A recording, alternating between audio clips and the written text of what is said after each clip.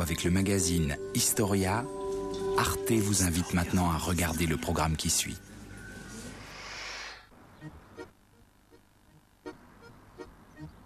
« 2003. Voyage dans un pays que nous connaissons par la télévision comme le théâtre d'une guerre atroce.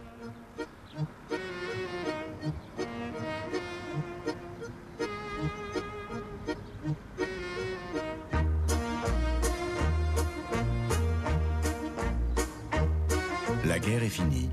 Le pays ne fait plus la une de l'actualité.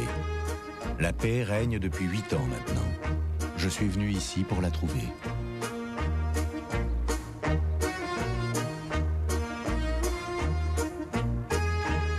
J'ai encore en tête les images de notre voyage de 1996. À l'époque, la paix n'avait que 3 mois. Bosnie, mars 1996. La guerre est finie, mais la paix n'est pas encore assurée. Une troupe de l'IFOR, la Force internationale de paix, doit assurer son maintien.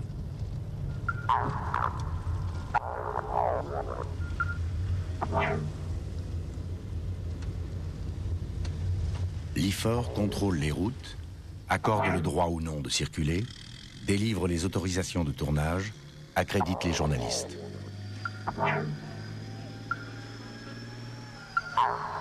Le pays est plongé dans l'incertitude et l'insécurité règne dans les rues.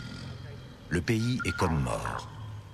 Des régions entières ont été dépeuplées, des villages pillés et détruits, des maisons abandonnées.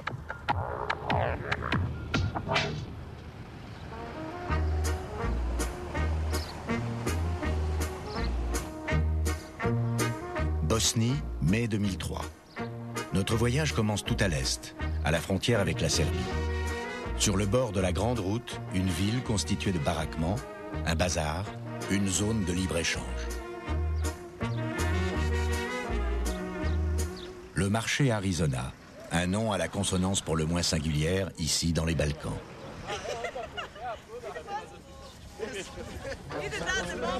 On y trouve tout ce que l'on peut acheter avec de l'argent. On y trouve aussi des marchands, des receleurs, des contrebandiers et des mendiants. La contrebande est florissante.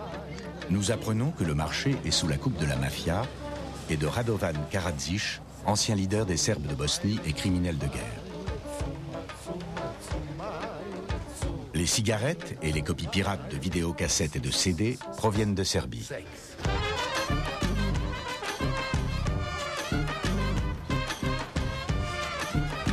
Mais les jours sont comptés pour ces baraques et le commerce à la sauvette.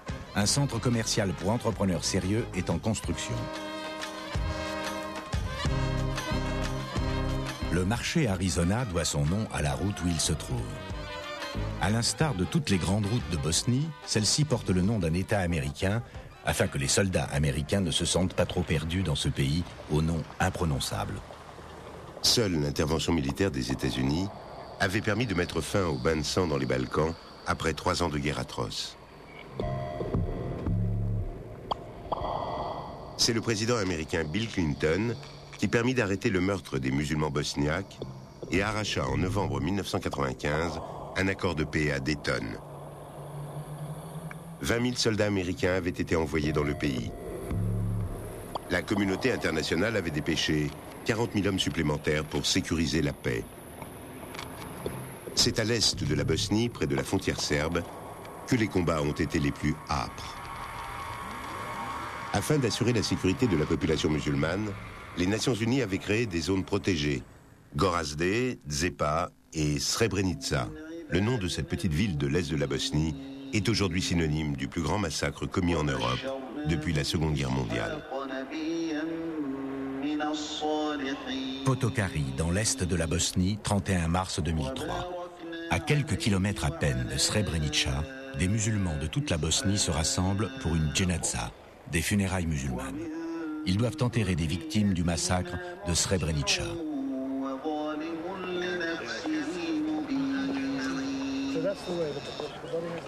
Le haut représentant de la communauté internationale a fait le déplacement depuis Sarajevo. Son mandat des Nations Unies lui confère plus de pouvoir que le gouvernement bosniaque lui-même.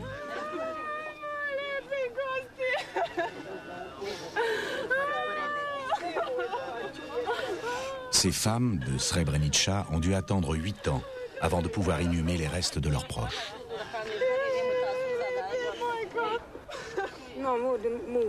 Ici, c'est mon mari. Et là, c'est mon beau-père. Dieu merci, on a retrouvé leurs corps et on a pu les enterrer. On peut à présent se recueillir sur leurs tombes. Il n'y a rien d'autre à dire. Je suis seule à présent. Je n'ai plus personne. La petite ville de Srebrenica. Les musulmans bosniaques composaient autrefois 75% de la population. Attaquée et assiégée par les Serbes, Srebrenica fut déclarée zone protégée par une résolution de l'ONU.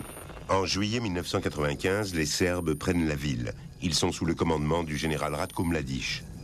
L'armée des Serbes de Bosnie, des unités de l'armée populaire yougoslave et des miliciens occupent la ville, désertée par la population musulmane qui s'est enfuie à Potokari.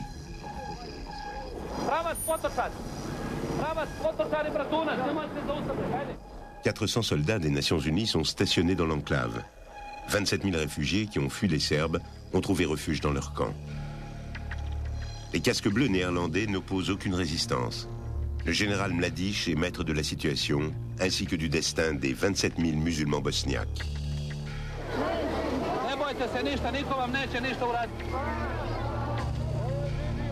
Les caméramens serbes filment chaque apparition du général. La télévision bosno-serbe diffuse des images censées montrer que le nettoyage ethnique de la région s'effectue sans problème. Le monde entier apprend l'évacuation des femmes et des enfants par les images de la télévision officielle. Ce qui est advenu des hommes, le monde ne l'apprendra que bien plus tard. Par l'intermédiaire de survivants, de photos satellites américaines et de la vidéo amateur d'un soldat serbe. Les hommes sont emmenés dans des lieux isolés, fusillés, puis leurs corps sont jetés dans des fosses communes. Entre 7 000 et 10 000 hommes musulmans désarmés tentent de rejoindre Tuzla par la forêt. L'artillerie leur tire dessus et les soldats serbes les pourchassent.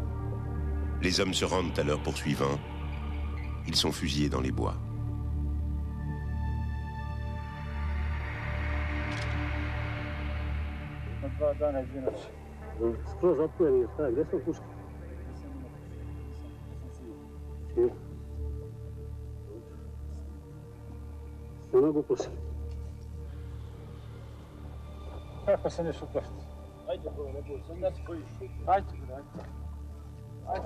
Ce sont les dernières images de Ramo Aganovic, prises le 12 juillet 1995.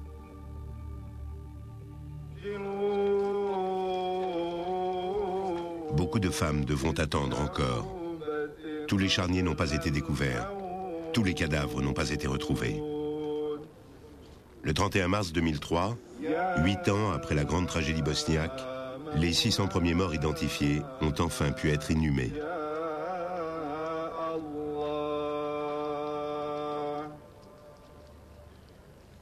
Le Premier ministre a fait le déplacement depuis Sarajevo. La plus haute autorité de l'islam bosniaque célèbre les funérailles. Le haut représentant Paddy Ashdown fait un discours et lit une lettre du secrétaire général de l'ONU.